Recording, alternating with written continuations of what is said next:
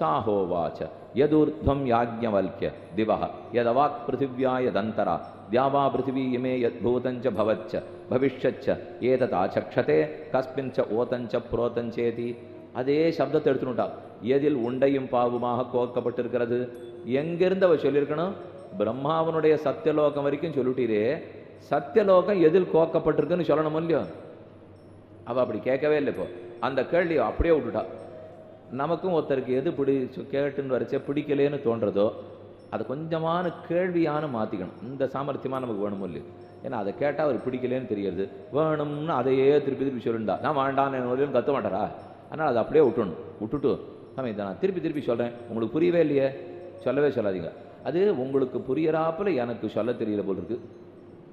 அர்த்தம் ஒன்று தான் ரெண்டும் அதுதான் இப்போ ஆனால் இப்படி சொன்னால் வேறு மாதிரி அப்படி சொன்னால் வேறு மாதிரியோ இல்லையோ உங்களுக்கு புரியலை இதை தான் சொல்லணும் அப்படியே சொன்னால் ஒரு மூஞ்சி சுருங்கி போகிறது வேண்டாண்ணா அது உங்களுக்கு புரியறாப்பில் அடியனுக்கு சொல்ல தெரியல மந்த புத்தி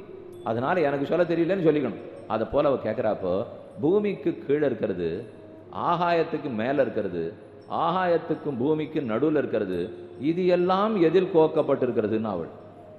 இது கேள்வி இப்போ வேற அப்படின்னு என்ன எடுத்து இவ கீழே 1 12 வரைக்கும் கேள்வி வந்தாலும் இல்லையோ பிருத்திவி எதில்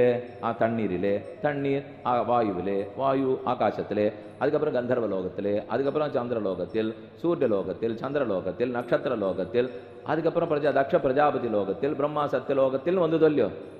இது எல்லாம் எதில் இருக்கு இப்போ இது மொத்தத்தையும் சேர்த்து இவ கேட்ட 3க்குள்ள அடக்கிறா பாருங்க அதுதான் சாமர்த்தியம் எப்பவுமே பெண்களுக்கு பேச்சு சாமர்த்தியம் அதிகம்னா அது இந்த நாள்லையும் சரி அந்த நாள்லையும் சரி ஏன்னா எல்லாருமே கார்கி வம்சம்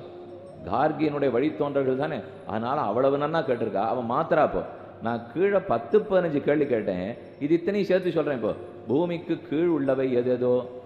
ஆகாயத்துக்கு மேல் உள்ளவை எதேதோ பூமிக்கும் ஆகாயத்துக்கும் நடுவில் உள்ளவை எதேதோ இது இத்தனை எதில் கோர்க்கப்பட்டிருக்குனால்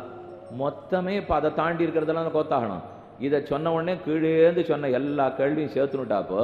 எதில் கோர்க்கப்பட்டிருக்கிறது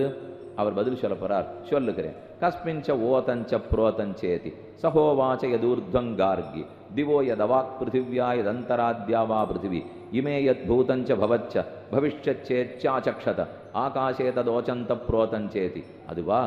ஆகாசத்தில் கோக்கப்பட்டிருக்குன்னார் ஒரு நிமிஷம் யோசிச்சா வாச்சக்கனவி அவளுக்கு புரியல நான் ஆகாசம் கீழே கேட்டுட்டேனே